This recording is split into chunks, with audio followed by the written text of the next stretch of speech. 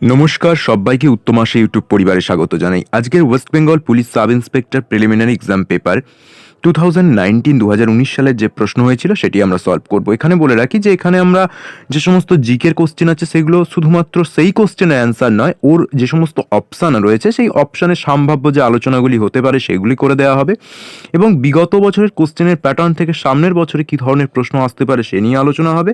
Plus যে সমস্ত mathematical প্রবলেমে কনসেপ্ট প্লাস ট্রিক্স দুটোই কাজে লাগানো যায়, অপশান দেখে যেগুলো সলভ করা যায় সেই সলভ আমরা এখানে করব। এবং এই ধরনের সলিউশন শুধুমাত্র যে West Bengal police sub inspector এক্সামিনেশনের জন্য ইম্পর্টেন্ট তা নয়, যে কোনো স্টেট এবং ন্যাশনাল লেভেলের এক্সামিনেশন ক্র্যাক করার জন্য এই ধরনের সলিউশন দেখাটা খুবই গুরুত্বপূর্ণ হবেই। সো একদম শেষ পর্যন্ত যদি এই ভিডিওটি দেখা যায় তাহলে কিন্তু ভীষণভাবে উপকৃত হবে এবং এক্সামিনেশন ক্র্যাক করাটা অনেক সহজ হবে। ওকে, দেখো আমাদের প্রথম প্রশ্ন আছে, what does one study in palaeontology? প্যালিয়েন্টোলজিতে কী নিয়ে পড়াশোনা করা হয়? প্রথম অপশন রয়েছে প্ল্যান্ট অ্যান্ড অ্যানিম্যাল ফসিলস অর্থাৎ উদ্ভিদ এবং প্রাণী জীবাশ্ম, ভলক্যানোস অর্থাৎ আগ্নেয়গিরি, অ্যাটমসফিয়ার অর্থাৎ বায়ুমণ্ডল নিয়ে, না রক্স অর্থাৎ শিলা নিয়ে? দেখো প্যালিওন্টোলজি কথাটির অর্থ হলো জীবাশ্ম বিদ্যা, তাহলে স্বাভাবিকভাবে সেটি জীবাশ্ম নিয়ে পড়াশোনা করা হয়। Fossils and animal fossils plant and animal fossils নিয়ে পড়াশোনা করা হয় এবং ফসিলস প্ল্যান্ট এবং অ্যানিম্যালেরই হয়। সো ফসিলস নিয়ে যে পড়াশোনা সেটাকেই বলা হয় প্যালিয়েন্টোলজি। ফসিলস জিনিসটা কি, যে অতীতে যে সমস্ত উদ্ভিদ বা প্রাণী ছিল যেগুলো বিভিন্ন শিলাখণ্ডের নিচে চাপা পড়ে গেছে এবং শিলাখণ্ডে অবিকৃত দেহ থাকতে পারে বা বিকৃত হয়ে থাকতে পারে বা শিলাখণ্ডে তার ছাপ থাকতে পারে, এই ধরনের যে সমস্ত নমুনা তাদেরকে বলা হয় ফসিলস বা জীবাশ্ম এবং তা নিয়ে পড়াশোনাকে বলা হয় প্যালিয়েন্টোলজি। এই প্রশ্নটি কিন্তু পুলিশ সাব ইন্সপেক্টর নয়, এটি এসএসসি সিজিএলেরও প্রি কোশ্চেনে আমি দেখেছি এই একই কোশ্চেন। সো এটা একটা ইম্পর্টেন্ট কিন্তু জিকে। দেখো আমাদের নেক্সট প্রশ্ন রয়েছে, Newton's first law of motion is also known as? নিউটনের প্রথম গতিসূত্র আর কি নামে পরিচিত? কনস্ট্যান্সি প্রিন্সিপাল বা স্থিরতা নীতি, প্রিন্সিপাল অফ রিলেটিভিটি বা আপেক্ষিকতা নীতি, কজলিটি প্রিন্সিপাল বা কার্যকারিতা নীতি, দ্য প্রিন্সিপাল অফ ইনার্শিয়া বা জড়তার মূল নীতি? দেখো এখানে আমি আরেকটা জিনিস বলে দিই যে আমি সমস্ত কোশ্চেন এখানে ইংলিশে রেখেছি এই কারণেই যে যারা এই ভিডিও ওয়াচ করবে তারা কিন্তু ন্যাশনাল লেভেলের বিভিন্ন এক্সামিনেশন দিতে পারে এবং দেওয়াটা উচিত।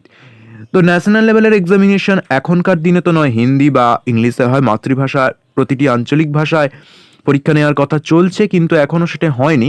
যাই হোক, তো ইংলিশে এই কারণেই নেওয়া হয়েছে যাতে ন্যাশনাল লেভেলের এক্সামিনেশনের জন্য প্রস্তুতি কিন্তু এখানেই হয়ে যায়, কারণ একই ধরনের প্রশ্ন এখানে আসে। ওকে, সো বাংলাগুলো সব বলে দেওয়া হবে, প্রতিটা প্রশ্নের যেহেতু বাংলা বলে দেওয়া হচ্ছে তোমরা নোট ডাউন করে নিতে পারো যদি তোমাদের কারোর মনে হয় আমি বাংলায় করব।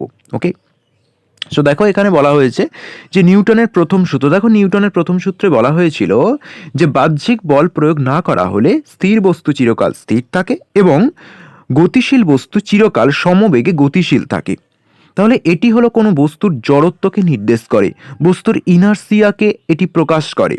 সো এটা প্রিন্সিপাল অফ ইনার্সিয়া বা জড়তার মূল নীতি নামে পরিচিত নিউটনের প্রথম সূত্র। ওকে, দেখো আমাদের নেক্সট প্রশ্ন রয়েছে, the Jallianwala Bagh massacre took place on?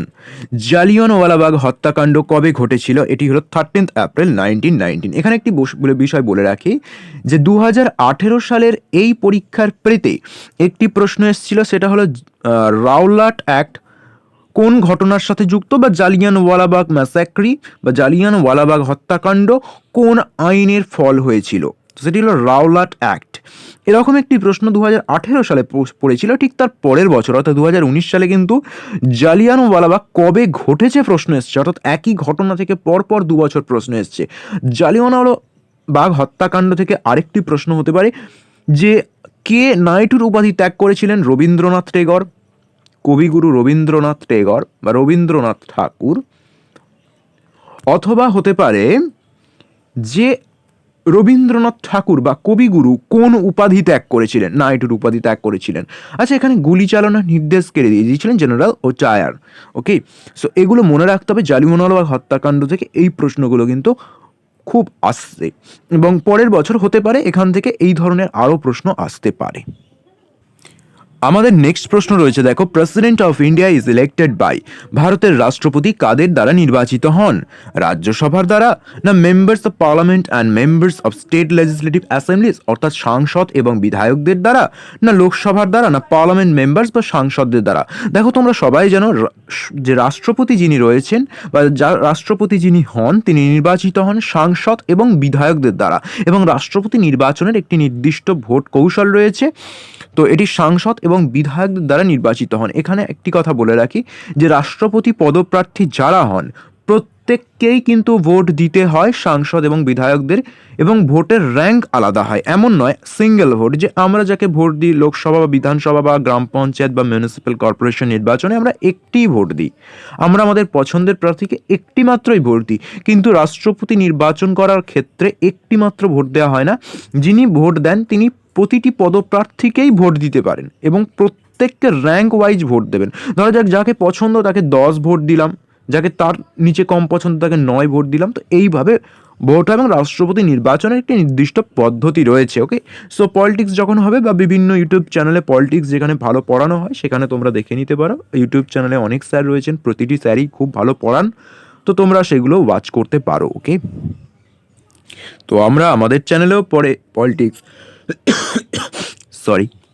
আমরা আমাদের চ্যানেলেও পরে পলিটিক্স, হিস্ট্রি, জিওগ্রাফি সমস্ত কিছু নিয়ে আলোচনা করার পরিকল্পনা রেখেছি, কিন্তু সমস্ত কিছু ধীরে ধীরে হবে এবং তোমরা সাবস্ক্রাইব করতে থাকো। যত তোমাদের রিয়াকশান, যত তোমাদের প্রতিক্রিয়া বেশি পাওয়া যাবে তত আমাদের জোশ আসবে। তো সাবস্ক্রাইব করতে থাকো, লাইক করতে থাকো, আরও বেশি ওয়াচ বাড়াও, ওয়াচ টাইম বাড়াও। এগুলো যদি করতে থাকো তাহলে আরও বিভিন্ন জিনিস আনা যায়, আমাদের নিজেদের ভিতর থেকে একটা ইচ্ছা আরও বেশি করে জেগে ওঠে। ওকে, সো এটা করতে থাকো, সমস্ত কিছু এখানে আসবে, খুব ভালোভাবে আসবে, চেষ্টা করা হবে গুছিয়ে খুব ভালো জিনিস এখানে আনার। ওকে, সো দেখো নেক্সট প্রশ্ন রয়েছে, what was the real name of Birbal? বীরবলের প্রকৃত নাম কি ছিল?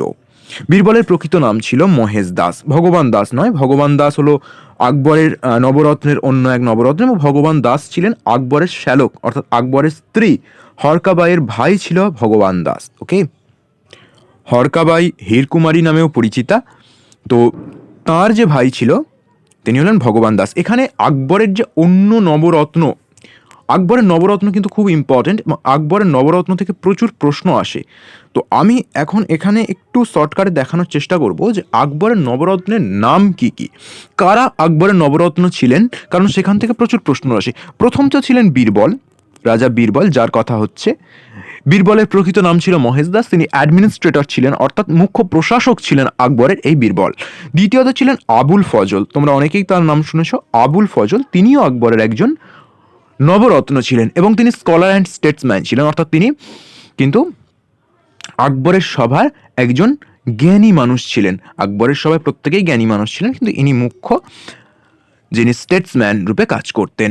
নেক্সট ছিল ফৈজি, আকবরের তৃতীয় সভা রত্ন ছিল ফৈজি, FAIZI, ফৈজি। ওকে, তো এই ফৈজি ছিলেন actually brother of Abul Fazal, অর্থাৎ আবুল ফজলের ভাই ছিলেন ফৈজি। 4 নম্বরে ছিলেন টোডরমল, টোডরমল। ওকে, 4 নম্বরে ছিল টোডরমল, TADAR, টোডরমল।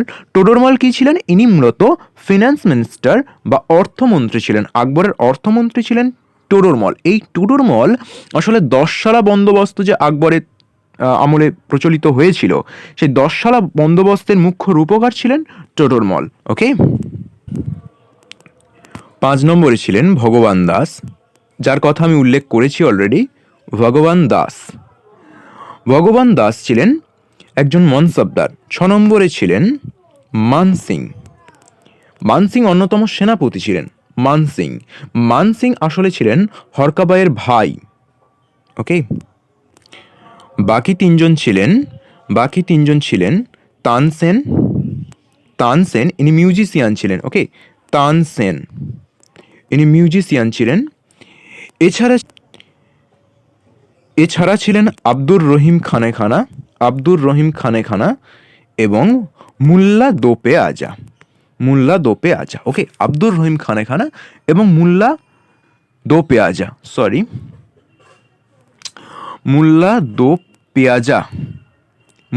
পেঁয়াজা।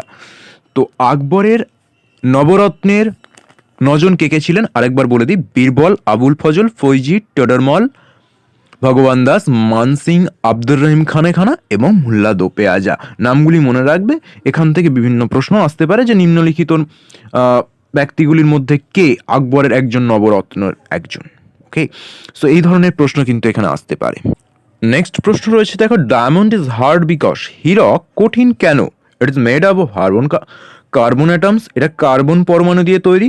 দেখো, যে এখানে কেমিস্ট্রির কিছুই জানে না সেও কিন্তু এখানে অ্যান্সার করতে পারে জেনারেল আইডিয়া কাজে লাগিয়ে। যেমন ডায়মন্ড বলা হয়েছে it is made of carbon atoms, এটা কার্বন পরমাণু দিয়ে তৈরি। আচ্ছা, গ্রাফাইটও তো কার্বন পরমাণু দিয়ে তৈরি, ভূষাকালিও তো কার্বন পরমাণু দিয়ে তৈরি, চোখের কাজলও তো কার্বন পরমাণু দিয়ে তৈরি, আমাদের মাথার চুলও তো কার্বন পরমাণু দিয়ে তৈরি, তাহলে এগুলো হার্ড? এগুলো তো হার্ড নয়, তাহলে এটা কোনো যুক্তি হতে পারে না। 3 নম্বর আছে it can not be burn, এটাকে পোড়ানো যায় না। আচ্ছা, জলকেও তো পোড়ানো যায় না, তাহলে জল কি হার্ড?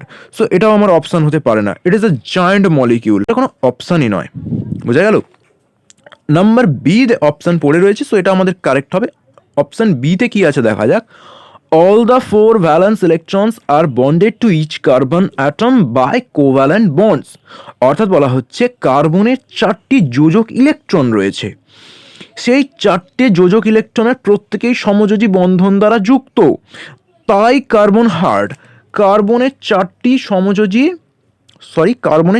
যোজক ইলেকট্রন রয়েছে, কার্বনের 4টি সোজা কথায় হাত রয়েছে, সেই 4 হাত দিয়েই যখন সবাইকে ধরে থাকি তখন বন্ডটা খুব দৃঢ় হয়ে যায় এবং সেটা খুব হার্ড হয়ে যায়। ডায়মন্ড এই ধরনের একটি বস্তু। সো ডায়মন্ড ইজ হার্ড কারণ all the 4 valence electrons are bonded to each carbon atom by covalent bonds. Okay, next প্রশ্ন রয়েছে, দেখো, the maximum duration of 0 hour in the Lok Sabha is 60 minutes, indefinite period 30 minutes, 2 hours. বলছে যে 0 আওয়ারের সর্বাধিক সময়কাল কত বা সর্বাধিক বিস্তৃতি কত? 60 মিনিট, অনির্দিষ্টকাল, 30 মিনিট না 2 ঘন্টা? আচ্ছা, 0 আওয়ার কি একটু বোঝা নেওয়া যাক। খুবই সিম্পল জিনিস, লোকসভায় প্রশ্নোত্তর পর্বের একটি নির্দিষ্ট সময় রয়েছে, যে নিয়ম মাফিক যে প্রশ্নোত্তর পর্ব হয় সেটা শেষ হয়ে গেলে দুপুর 12টা থেকে 12 PM, দুপুর 12টা থেকে 1টার মধ্যে সময়কালে ইচ্ছামতো একটি প্রশ্নোত্তর পর্ব চলে। এই যে প্রশ্নোত্তর পর্ব যেখানে বিভিন্ন বিষয় নিয়ে আলোচনা করা হয় লোকসভাতে, সেটাকেই বলা হয় 0 আওয়ার। এটাকে 0 আওয়ার এ কারণেই বলা হয় কারণ দুপুর 12টার পর থেকে যে সময়কাল সেটাকে শূন্য সময়কাল ধরা যেতে পারে। 12র পরে 1 হচ্ছে, তাহলে 12কে যদি 0 ধরি, 0র পরে 1, সেই জন্য 12টাকে অনেক সময় শূন্য সময়ও বলা হয়। তো যেহেতু এটা 12টার পরে এই সময়কালটা রয়েছে, তাই এটাকে 0 আওয়ার বলা হয়। লোকসভায় এই সময়ে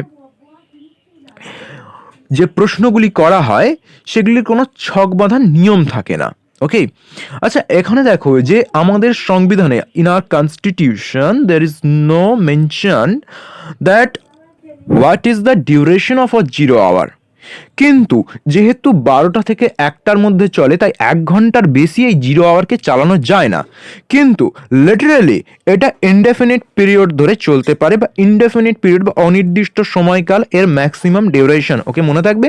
সো 0 আওয়ারের ম্যাক্সিমাম ডিউরেশন রয়েছে ইনডেফিনিট পিরিয়ড। ওকে, দেখো, আমাদের নেক্সট প্রশ্ন রয়েছে যে India Gates the largest share of its GDP from which of the following sectors, Bharatvarsha কোন ক্ষেত্র থেকে সব থেকে বেশি পরিমাণ জিডিপি আহরণ করে থাকে বা সব থেকে বেশি পরিমাণ জিডিপি পেয়ে থাকে? জিডিপির কথাটির অর্থ হলো গ্রস ডোমেস্টিক প্রোডাক্ট। আমি এই চ্যানেলে ইকোনমিক্স অবশ্যই পড়াবো এবং খুব দ্রুত ইকোনমিক্স পড়াবো। ইকোনমিক্সে কিন্তু এই জিডিপি জিনিসটা কি সেটা ভালোভাবে দেখিয়ে নেব। তো দেখো, জিডিপি সব থেকে বেশি পাওয়া যায় সার্ভিস সেক্টর থেকে বা সেবা ক্ষেত্র থেকে। সেবা ক্ষেত্র কি? যেমন ধরো প্রফেসর, ডক্টর, ইঞ্জিনিয়ার্স, তারপরে তোমার ধরো army, soldiers, police, bus driver, train driver, pilot থেকে শুরু করে ম্যাসাজ ম্যান থেকে শুরু করে বিভিন্ন পরিষেবা যারা দিয়ে থাকে, নার্স, এরা প্রত্যেকে কিন্তু কোনো কিছু উৎপন্ন করেন না, এরা পরিষেবা দিয়ে থাকেন। সো এই ধরনের পরিষেবা যারা দিয়ে থাকেন তারা পরিষেবক, এবং সেই সেক্টরটাকে বলা হয় সার্ভিস সেক্টর। তো এখান থেকে বেশিরভাগ যে জিডিপি সেটা এই সেক্টর থেকেই আসে, এবং পৃথিবীর যে উন্নত রাষ্ট্রগুলি রয়েছে সেখানে ম্যাক্সিমাম যে জিডিপি সেটা কিন্তু সার্ভিস সেক্টর থেকেই আসে। ব্যাংকিং সেক্টর, ফিনান্সিয়াল সেক্টর, সেখান থেকে ম্যাক্সিমাম জিডিপিটা চলে আসে। Okay, so service sector is our correct answer. দেখো সব থেকে কম জিডিপি আসে অ্যাগ্রিকালচার সেক্টর থেকে বা কৃষি ক্ষেত্র থেকে, কিন্তু আশ্চর্যজনক ব্যাপার হলো যার জন্য আমাদের ভারতবর্ষ ভীষণ পিছিয়ে রয়েছে আজও এবং অতীতে আরও ছিল, সেটা হলো এগ্রিকালচার সেক্টর থেকে সব থেকে কম জিডিপি আসে কিন্তু সব থেকে বেশি মানুষ নিযুক্ত রয়েছেন এই এগ্রিকালচার সেক্টরে। ওকে, সব থেকে বেশি মানুষ নিযুক্ত রয়েছেন এগ্রিকালচার সেক্টরে, তারপর সার্ভিস সেক্টর, তারপর বিভিন্ন ম্যানুফ্যাকচারিং সেক্টরে। তো এ কারণেই আমাদের ভারতবর্ষে যে পার ক্যাপিটা ইনকাম সেটা ভীষণ কম। দেখো আমাদের নেক্সট প্রশ্ন রয়েছে, the law of natural selection is associated with, অর্থাৎ যোগ্যতমের উদ্বর্তন এই যে নীতি, এই নীতি কার সাথে যুক্ত? দেখো ছোটবেলা থেকে যারা একটু মন দিয়ে পড়াশোনা করেছে তারা প্রত্যেকেই এই কথাটা মাথার মধ্যে গেঁথে আছে যে ডারউইনের দ্য ন্যাচারাল সিলেকশন থিওরি, ডারউইনের তত্ত্ব বা ডারউইনের যোগ্যতমের উদ্বর্তন নীতি। So Darwin is a correct answer. ডারউইনের এই নীতি ছিল যে যোগ্যতমের উদ্বর্তন, অর্থাৎ প্রকৃতিতে যে যোগ্য হবে সেই পরবর্তী সময়ে টিকে থাকবে, এটি হলো the law of natural selection. দেখো আমাদের নেক্সট প্রশ্ন রয়েছে যে which of the following is needed by person suffering from diabetes, বা মধুমেহ রোগে ভোগা একজন ব্যক্তির কি প্রয়োজন? ইনসুলিন প্রয়োজন। ওকে, নেক্সট প্রশ্ন রয়েছে দ্য চিফ কনস্টিটিউয়েন্ট অফ গোবর গ্যাস ইজ, গোবর গ্যাসের মুখ্য উপাদান কোনটি? সেটি হলো মিথেন। মিথেন কিন্তু যে জলা জমিতে যে সমস্ত ঘাস বা আগাছা জমে থাকে, যেগুলো জলে পচতে থাকে, সেগুলো থেকে কিন্তু এই মিথেন গ্যাসও নির্গত হয়। সো মিথেন গ্যাস খুবই দাহ্য একটি গ্যাস এবং গোবর গ্যাসের মুখ্য উপাদান, এটি মনে রাখতে হবে। এবং গ্লোবাল ওয়ার্মিংয়ের জন্যে সব থেকে দায়ী বেশি কার্বন ডাইঅক্সাইড, কিন্তু সব থেকে বেশি গ্লোবাল ওয়ার্মিং করতে পারে কিন্তু মিথেন। ওকে, দেখো আমাদের নেক্সট প্রশ্ন রয়েছে the book letters from a father to daughter was written by, এই যে বইটি রয়েছে letters from a father to daughter, এই বইটি কে লিখেছিলেন, কার দ্বারা লেখা হয়েছিল? He was nothing but Jawaharlal Nehru, our first prime minister of a country, Pandit Jawaharlal Nehru. দেখো আমাদের নেক্সট প্রশ্ন রয়েছে Africa is separated from Europe by, Africa Europe থেকে কার দ্বারা বিচ্ছিন্ন? মেডিটেরিয়ান সি বা ভূমধ্য সাগর, রেড সি বা লোহিত সাগর, আটলান্টিক ওশান বা পার্সিয়ান গালফ বা পার্সিয়ান উপসাগর। দেখো আফ্রিকা থেকে ইউরোপ বিচ্ছিন্ন মেডিটেরিয়ান সি বা ভূমধ্য সাগর থেকে। দেখো এখানে একটি আমি বিষয় দেখানোর চেষ্টা করেছি যে এটি হলো ইউরোপ এবং এটি হলো আফ্রিকা। তো এটি হলো আমাদের ভূমধ্য সাগর, এটি ইতালি, এখানে গ্রিস রয়েছে, এখানে সাইপ্রাস রয়েছে, এখানে তুরস্ক রয়েছে, এখানে মিশর রয়েছে। এবং এখানে একটি বিষয় ইম্পর্টেন্ট, সেটা হলো আফ্রিকা থেকে ইউরোপ বিচ্ছিন্ন ভূমধ্য সাগর দ্বারা, এবং ভূমধ্য সাগর এবং একটা আটলান্টিক সাগর, ভূমধ্য সাগর থেকে আটলান্টিক সাগর বিচ্ছিন্ন জিব্রাল্টার প্রণালীর দ্বারা। এখানে জিব্রাল্টার প্রণালী রয়েছে এবং এখানে স্পেন রয়েছে, এখানে পর্তুগাল রয়েছে এবং এখানে সম্ভবত মরক্কো রয়েছে, আমার ঠিক মনে পড়ছে না, যাই হোক মরক্কো থাকতে পারে, এখানে মরক্কো রয়েছে। এবং এখানে একটি ছোট্ট দেশও রয়েছে যার নাম হচ্ছে জিব্রাল্টার। ওকে, জিব্রাল্টার বলে একটি ছোট্ট দেশও রয়েছে। তো ভূমধ্য সাগর থেকে আটলান্টিক সাগর বিচ্ছিন্ন জিব্রাল্টার প্রণালী থেকে। এখানে আমাদের ফ্রান্স রয়েছে, ফ্রান্স থেকে গ্রেট ব্রিটেন বিচ্ছিন্ন ইংলিশ চ্যানেল দ্বারা। ওকে, দেখো আমি এগুলো কিছু মুখস্থ করিনি, অ্যাকচুয়ালি ম্যাপটাকে মনে রেখেছি, খুব ছোটোবেলা থেকে ম্যাপটাকে মনে রাখা হয়েছে। তো ম্যাপ যদি মনে থাকে এখান থেকে সমস্ত কিছু কিন্তু আপনা আপনি চলে আসবে। ওকে, আর কিছু মুখস্থ করার দরকার পড়ে না। সো তোমরা কি করবে, প্লিজ কোনো একটা ম্যাপের বই বা ম্যাপ কিনবে এবং সেটি প্রায় দেখতে থাকবে। তো দেখতে দেখতে দেখতে দেখতে তোমাদের এই ধরনের জিনিসগুলো মনে রয়ে যাবে, কোনো মুখস্থ করার কোনো প্রয়োজনই থাকে না। ওকে, নেক্সট প্রশ্ন রয়েছে, দেখো which country has won the 2018 FIFA world cup held in Russia, রাশিয়ায় ঘটে যাওয়া ফিফা বিশ্বকাপে কোন দেশ জিতেছিল? এটি তোমরা সবাই জানো, ফ্রান্স। ফ্রান্স, এটি ছিল ফ্রান্স। রানার্স আপ হয়েছিল ক্রোয়েশিয়া, ফাইনালে ফ্রান্স ক্রোয়েশিয়াকে হারিয়ে বিশ্বকাপ জয় করেছিল। So Croatia was runners up in that tournament and France was winner in that tournament. Okay, next প্রশ্ন রয়েছে, দেখো which of the following is India's largest public sector commercial bank at present, ভারতের সরকারি বাণিজ্যিক ব্যাংকের মধ্যে সর্বাপেক্ষা বৃহত্তম ব্যাংক বর্তমানে কোনটি? এটা এসবিআই ব্যাংক বা স্টেট ব্যাংক অফ ইন্ডিয়া। এখানে একটি জিনিস বলে রাখি যে ওয়ার্ল্ড সিনারিওতে বা বিশ্ব, আমরা যদি গোটা পৃথিবীর দিকে তাকাই তাহলে সব থেকে যে বৃহত্তম বাণিজ্যিক ব্যাংকটি রয়েছে সেটা হলো চীনের একটি ব্যাংক, সম্ভবত China bank of commercial China bank of industry এরকম একটা কিছু হবে, আমার মনে পড়ছে না। তো চীনের একটি ব্যাংক রয়েছে যেটি কিন্তু লোন প্রদান করে থাকে এবং সেটি হলো বিশ্বের বৃহত্তম ব্যাংক। এবং আমাদের যে স্টেট ব্যাংক অফ ইন্ডিয়া, এর পজিশন বিশ্বের সম্ভবত 232 নম্বর পজিশন এরকম বর্তমান পজিশনে রয়েছে। এটা মুখস্থ রাখার দরকার নিয়ে এটা জাস্ট একটা দেখে নেওয়ার যে কোথায় আমরা রয়েছি। চায়নার ব্যাংক ওয়ার্ল্ড নাম্বার 1-এ রয়েছে এবং আমাদের সব থেকে বড় bank state bank of India সেটা 232 নম্বর পজিশনে সম্ভবত রয়েছে। ওকে, নেক্সট প্রশ্ন রয়েছে দেখো, father is 4 times the age of his daughter, if after 5 years he would be 3 times of daughter's age, then further after 5 years how many times he would be of his daughter's age? এখানে প্রশ্ন কি করা হয়েছে যে father is 4 times the age of his daughter, বাবার বয়স তার মেয়ের বয়সের 4 গুণ, বর্তমানে 5 বছর পরে মেয়ের বয়সের 3 গুণ হয় বাবার বয়স, এবং বলা হয়েছে যে আরও 5 বছর পরে অর্থাৎ আজ থেকে 10 বছর পরে বাবার বয়স মেয়ের বয়সের কত গুণ হবে, এটি আমাদের প্রশ্ন। সো এটি সিম্পল, আমাকে এক্স ধরে কোশ্চেনটা করতে হবে, না হলে এখানে কোনো ট্রিক্স অ্যাপ্লাই করা যায় না। কি করব দেখো, আমি ধরে নেব যে বর্তমানে মেয়ের বয়স এক্স, তাহলে বাবার বয়স 4x, তাহলে 5 বছর পরে বাবার বয়স কত হবে 4x + 5, মেয়ের বয়স হবে x + 5, তাহলে x + 5 মেয়ের বয়স, এর 3 গুণ হলো বাবার বয়স, অর্থাৎ 4x + 5, বোঝা গেল। মেয়ের 5 বছর পরে বয়স হবে x + 5, কারণ বর্তমান বয়স আমি x ধরে নিয়েছি, এবং বাবার বয়স তাহলে 4x বর্তমানে হয়, 5 বছর পরে হবে 4x + 5, তাহলে 5 বছর পরে মেয়ের বয়সের 3 গুণ বাবার বয়স, তাহলে 3 × x + 5 = 4x + 5। এখান থেকে সিম্পলিফিকেশন মানে খুব দ্রুত করা যায় যে 3x ওদিকে গেল 4x, তাহলে x পড়ে রইবে, এটা ওই দিকের হিসাব, x পড়ে রইবে সেটা সমান, ওদিকে রয়েছে 5, এদিকে হবে 3 × 5 = 15, 5 এদিকে হলে x সমান হবে 10, বুঝা গেল। এটা খুব সিম্পল, খুব দ্রুত করে নেয়। তাহলে x + x = 10, তাহলে মেয়ের বর্তমান বয়স 10, বাবার বর্তমান বয়স 40, 10 বছর পরে মেয়ের বয়স, দেখো 5 বছর তার পরের 5 বছর, তাহলে আজ থেকে 10 বছর পরের হিসাব হচ্ছে, তাহলে 10 বছর পরে মেয়ের বয়স হবে 20, বাবার বয়স হবে 50, তাহলে 5 বছর পরে মেয়ের বয়স হবে 20, বাবার বয়স হবে 50, তাহলে কত গুণ হবে 2.5 গুণ, বাবার বয়স মেয়ের বয়সের 2.5 গুণ হবে। ওকে, নেক্সট প্রশ্ন রয়েছে দেখো, a 2-digit number is such that the product of the digits is 8.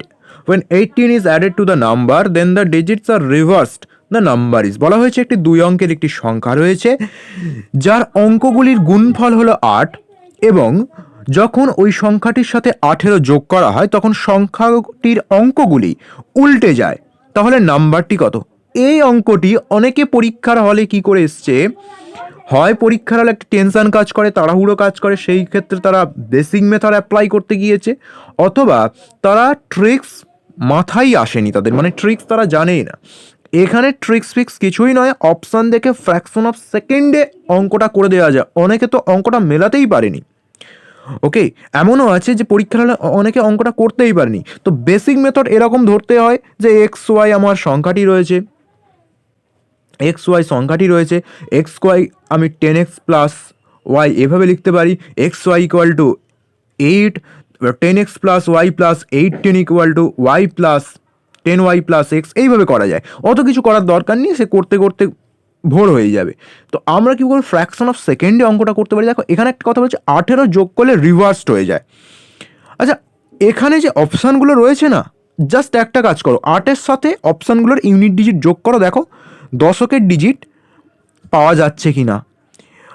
4-এর সাথে 8 যোগ করলে 2 হয়, 2 পাওয়া যাচ্ছে, অর্থাৎ আমি 24-এর সঙ্গে যদি 18 যোগ করি তাহলে আর যা কিছু পাওয়া যাক না কেন, এখানে একটা কিছু পাওয়া যাবে এবং এখানে একটা কিছু পাওয়া যাবে, সেটা হলো 2, অর্থাৎ সংখ্যাটি উল্টে যাওয়ার একটা সম্ভাবনা থাকে। আর কারোর ক্ষেত্রে রয়েছে 8 × 1 = 9 নেই, 8 × 8 = 16 6 নেই, 8 × 2 = 10 0 নেই, অর্থাৎ এই তিনটি হতে পারে না, কারণ এই তিনটির সঙ্গে 18 যোগ করলে কখনোই এককের ঘরে ওই সংখ্যাগুলির দশকের অঙ্কগুলি আসে না। তাই এই অপশানগুলি আমার কোনো সম্ভাবনাই নেই। ফ্র্যাকশন অফ সেকেন্ডে আমি দেখতে পাচ্ছি 24 ইজ দ্য কারেক্ট অ্যান্সার।